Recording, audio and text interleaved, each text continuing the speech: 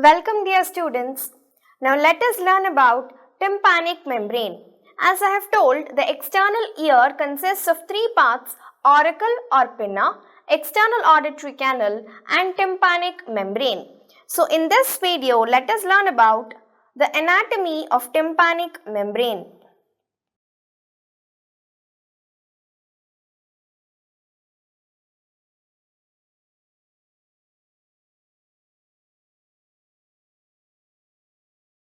Tympanic membrane separates the external auditory canal from the middle ear.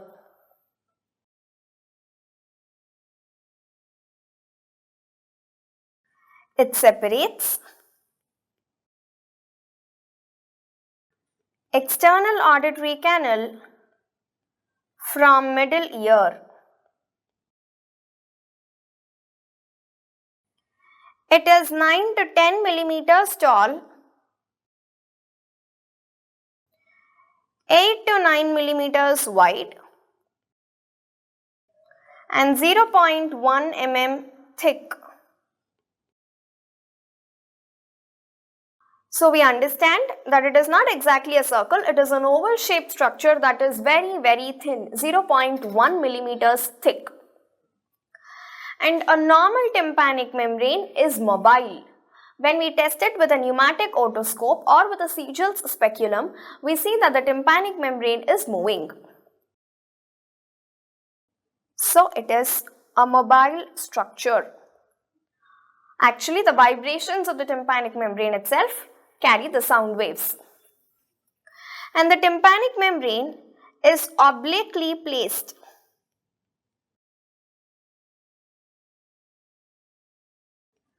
So what is its direction? If at all, this is the external auditory canal and this is the tympanic membrane. It is not a lid that is closing a pipe. These are all anatomical structures which have their own variations. Now assume this is the bony part that is directed forwards, upwards and medially, and this is the tympanic membrane. And the membrane itself is not straight, it is obliquely placed. From above downwards, it is going medially. And anterior to posterior, if you observe, the anterior part is more medial than the posterior part. So it is this way. This is the orientation of tympanic membrane. The bottom part is more medial and anterior part is more medial. This is how it looks and not fixed this way. It's oblique. First, the inferior part is more medial and then the anterior part is more medial. That makes it this way. And I'm talking about the right side tympanic membrane. This is the lateral part and this is the medial part. I hope this is clear. So it is directed medially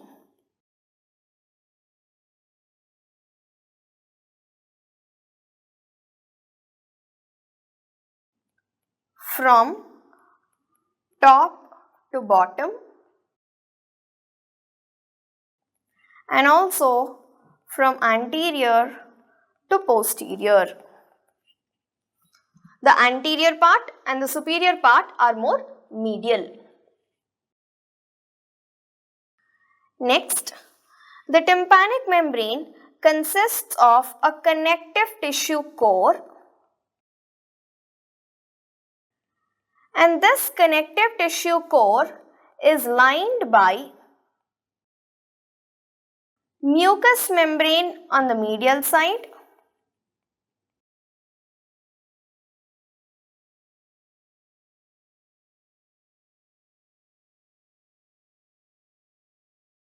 and skin on the lateral side.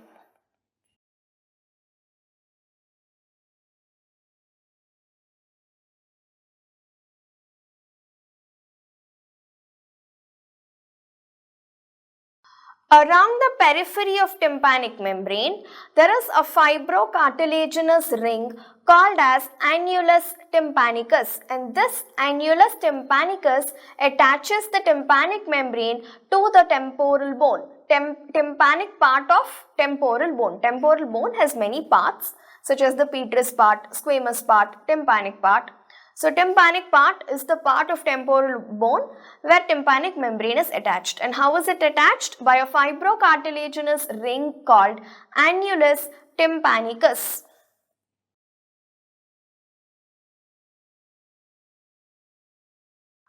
Around the tympanic membrane is a fibrocartilaginous ring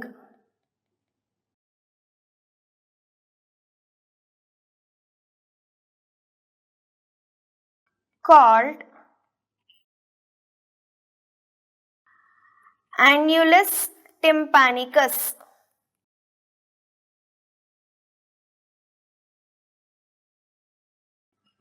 That attaches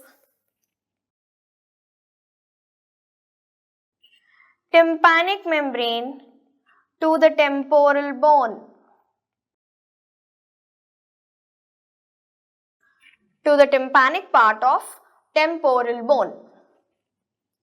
Now let us look into a few other structures of the tympanic membrane.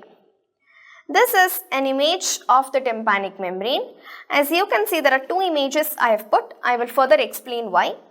But first let us study about one of them in detail.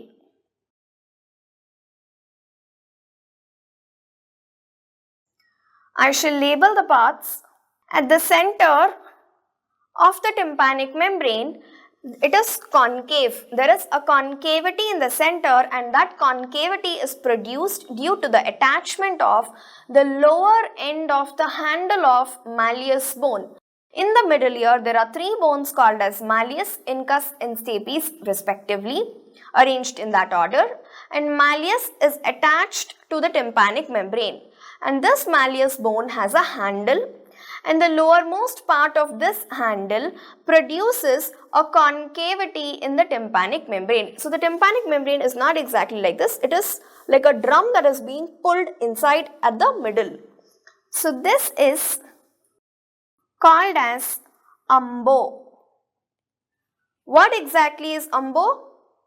The concavity in the center of tympanic membrane produced due to the attachment of the lowermost part of handle of malleus. This entire thing is the handle of malleus, but the lowermost part, this part alone, is called as umbo.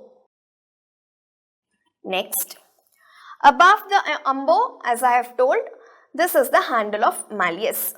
At the superior most part of this handle, again, there is a bulge. There is a bulge here that you can see, and that is because of the lateral process of handle of malleus. Lateral process of malleus.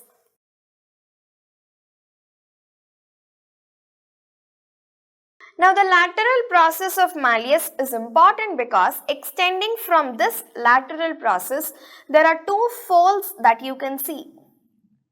This and this. These are called as malleolar folds.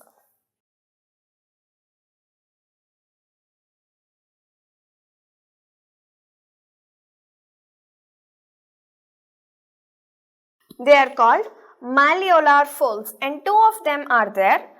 Tympanic membrane is like this, and here is the lateral process. So there is one fold this way and one fold this way. Now what do these two folds become? One is anterior and one is posterior. Anterior and posterior malleolar folds are present. And these folds are important because they divide the tympanic membrane into two parts. That part of the tympanic membrane which is above these folds is thin and slack. This part which is above the folds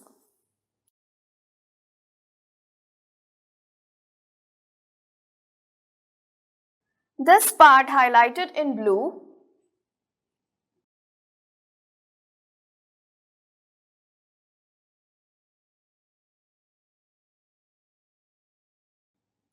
it is thin and slack, and it is called as pars flaccida, flaccid structure. There is another name to it called as Shrapnell's membrane. Shrapnell's membrane.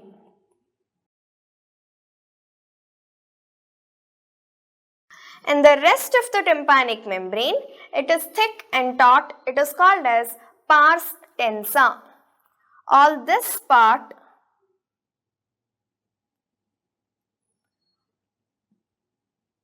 of the tympanic membrane is called as pars tensa.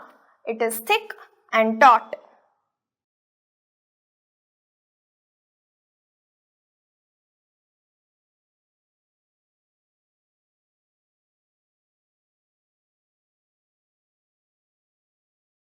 So the malleolar folds are dividing the tympanic membrane into two parts. The part above is thin and slack called pars flaccida, and the part below is thick and taut called as pars tensa. Pars tensa is usually shiny pearly grey in color, and pars flaccida has a pinkish hue to it. Next, there are a few more structures that you need to understand on the tympanic membrane. Let me use the other image because this has been disrupted due to the highlighting marks. Yes.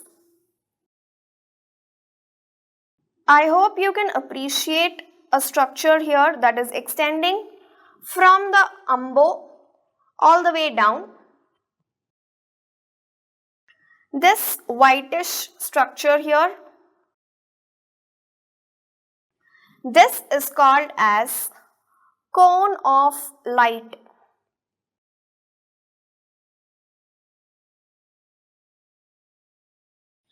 And it is a very important structure. When we examine the tympanic membrane, it is important that we see and appreciate the cone of light.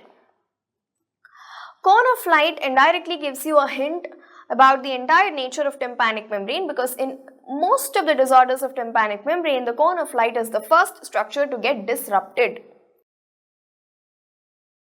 And you can see another shadow here. Some structures are present.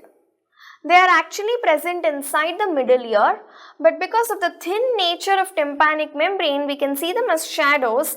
I told you there are three bones, malleus, incus and stapes, and these structures that we are seeing here, it is actually incudostapedial joint. That is also appreciated from the external view of tympanic membrane. So I hope the structure of tympanic membrane is clear to all of you. And there is another important thing that you need to understand now looking at both of them together. What is the difference between these two? One of them is the right tympanic membrane and another is the left tympanic membrane. Now before you get confused in any way, the thumb rule is whichever side is the cone of light, it is that tympanic membrane. Now here, this is the cone of light. It is this way. And here it is this way. So cone of light is directed towards right side and this is the right tympanic membrane. Here cone of light is directed towards left side and this is the left tympanic membrane. As simple as that. But logically, if you have to understand, basically this is the tympanic membrane of the right ear and we are placing it like this.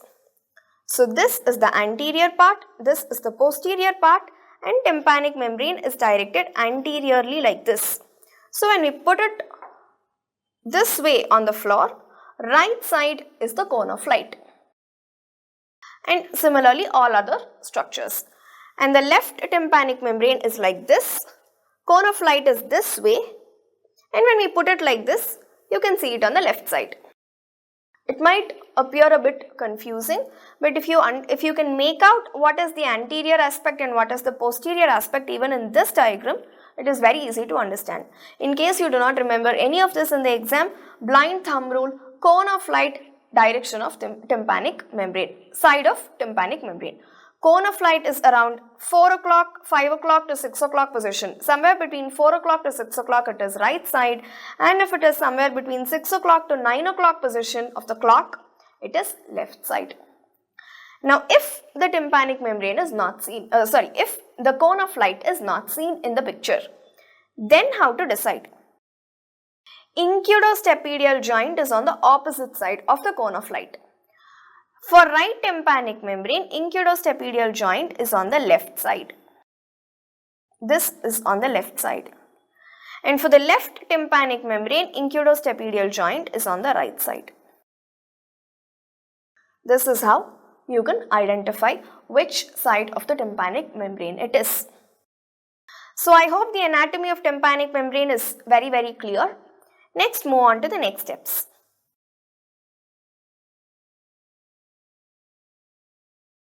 Layers of tympanic membrane. There are 3 layers to the tympanic membrane. As I told earlier, it is a connective tissue core that is lined by skin on the outer side. So, outer epithelium, middle fibrous layer,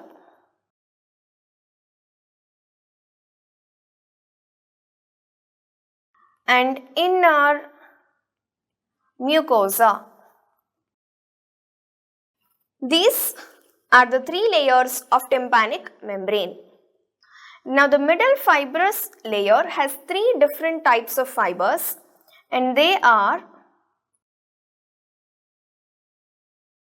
radial, circular and parabolic.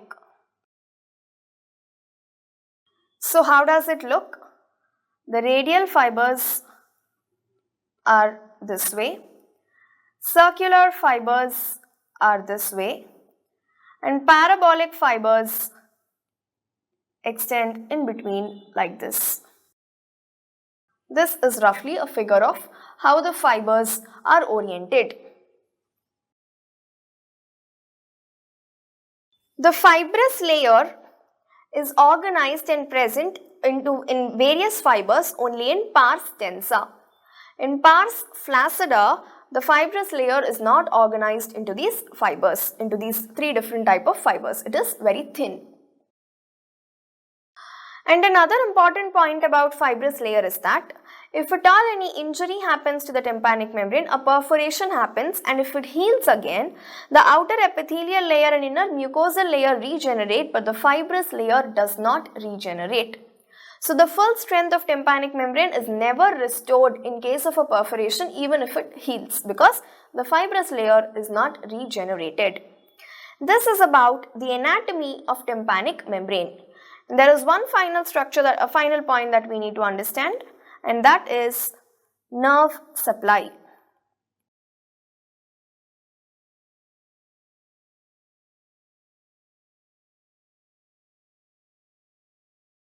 Nerve supply of tympanic membrane. Let me divide the tympanic membrane into 2 surfaces to understand its nerve supply, lateral surface and medial surface.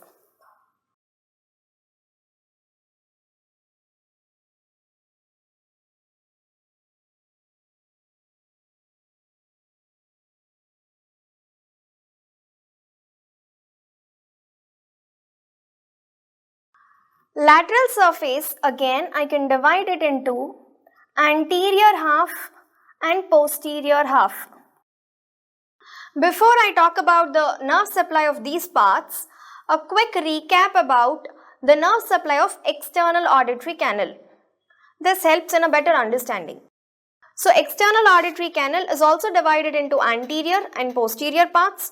So the anterior part was supplied by auriculotemporal nerve and the posterior part was supplied by vagus nerve, auricular branch of vagus nerve, along with a few fibers from facial nerve.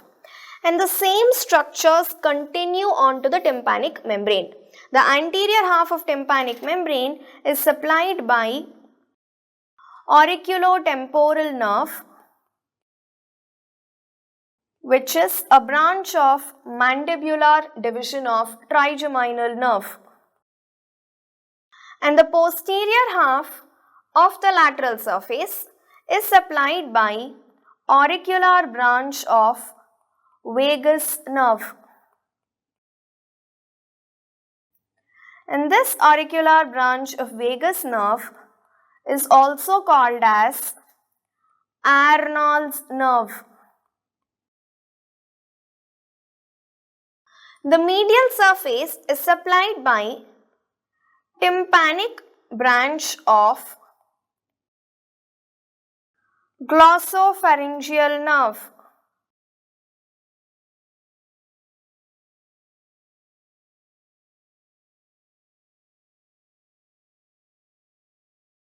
The ninth cranial nerve, and this nerve has a special name called as Jacobson's nerve.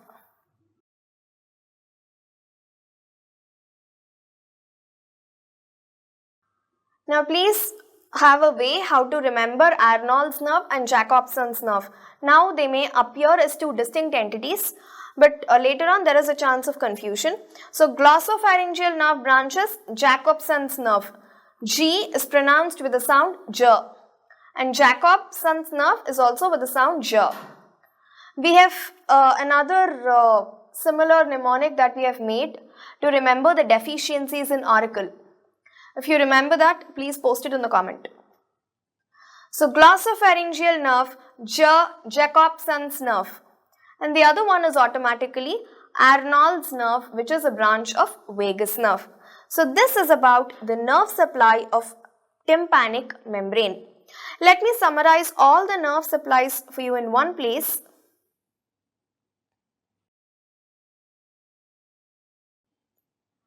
Because the nerve supply of external ear might appear slightly challenging to memorize.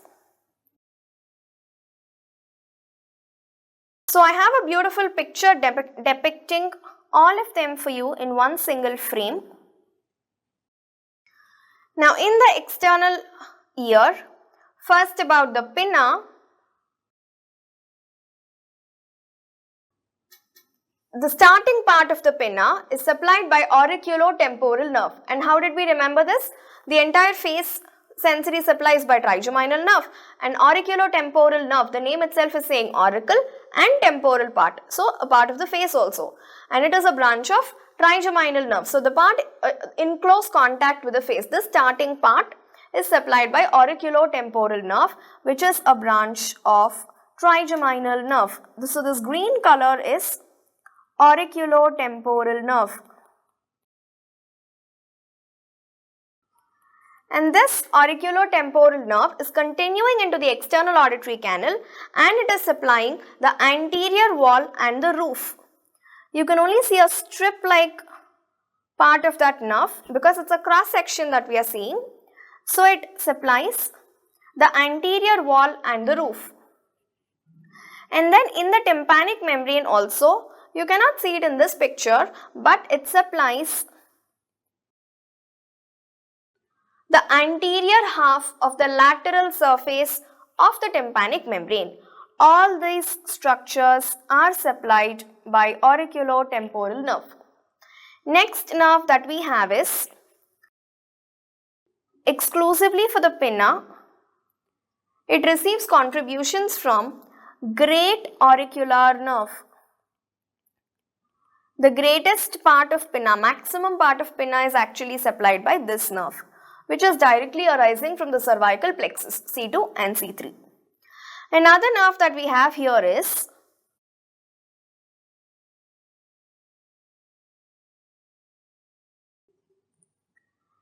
the vagus nerve,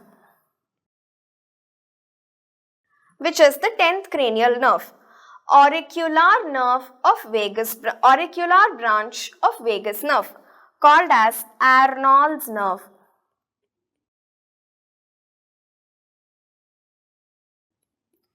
In the concha, it is supplying a small part. In the auricle, it is supplying the concha, and then it is extending into the external auditory canal and supplying the posterior wall and the floor. And then it comes to the tympanic membrane and supplies the posterior half of the lateral surface of tympanic membrane. The same purple color that you can see all through the concha, external auditory canal, and also the posterior half of tympanic membrane. The yellow hue that you see is actually a contribution from vagus nerve, from facial nerve, and the fibers are joining the vagus nerve. On the medial aspect of tympanic membrane, it is a single nerve, that is tympanic branch of glossopharyngeal nerve, also called as Jacobson's nerve. I hope the nerve supply of tympanic membrane and in fact the entire external ear is clear to everybody and it can be retained in your memory. Let me quickly summarize tympanic membrane's anatomy. So the tympanic membrane separates external auditory canal from middle ear. It is 9 to 10 millimeters tall, 8 to 9 millimeters wide and only 0.1 millimeter in thickness. It is a mobile structure. It is obliquely placed. It has a connective tissue core lined by mucous membrane on the outer side and mucous membrane on the inner side and skin on the outer side. It is divided into 3 layers: outer epithelial layer, middle fibrous layer and inner mucosal layer. Around the tympanic membrane is a fibrocartilaginous ring that you can also see in this picture. This is the annulus tympanicus that you are seeing. The ring that is attaching the tympanic membrane to the tympanic part of temporal bone. And now the various parts of tympanic membrane. First to be identified is the central concavity. The central concavity that is found on tympanic membrane, which is produced by the lowermost part of the handle of malleus, is called umbo, and antero-inferior to the umbo extends a bright reflection of light that is called as cone of light, and cone of light helps you determine which tympanic membrane, is it right or left, when it is put on the diagram in a diagrammatic form. And above, extending above from umbo is the handle of malleus, and on the topmost part of the handle of malleus is another bulge that is called as the lateral process of malleus. From the lateral process of malleus, 2 folds extend each side and they are called as anterior and posterior malleolar folds. And these folds divide the tympanic membrane into 2 parts. The part above these folds is called as pars flaccida, which is thin and slack.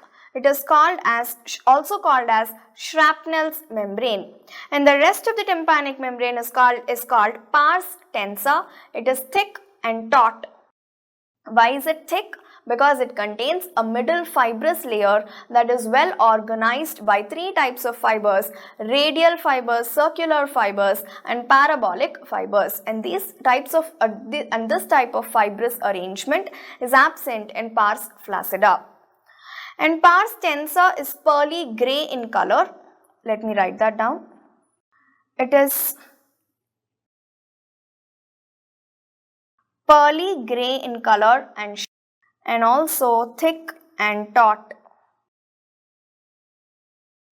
Whereas pars flaccida is thin and slack and it has a pinkish hue. Next, other structures that we can see on the tympanic membrane are incudostapedial joints, shadow. Layers of tympanic membrane I have already told. Coming to the nerve supply, the lateral surface anterior half is supplied by auriculotemporal nerve and the posterior half of the lateral surface is supplied by auricular branch of vagus nerve, Arnold's nerve, and the entire medial surface is supplied by Jacobson's nerve, which is tympanic branch of glossopharyngeal nerve. With this, we complete the anatomy of tympanic membrane. Thank you very much and have a nice day.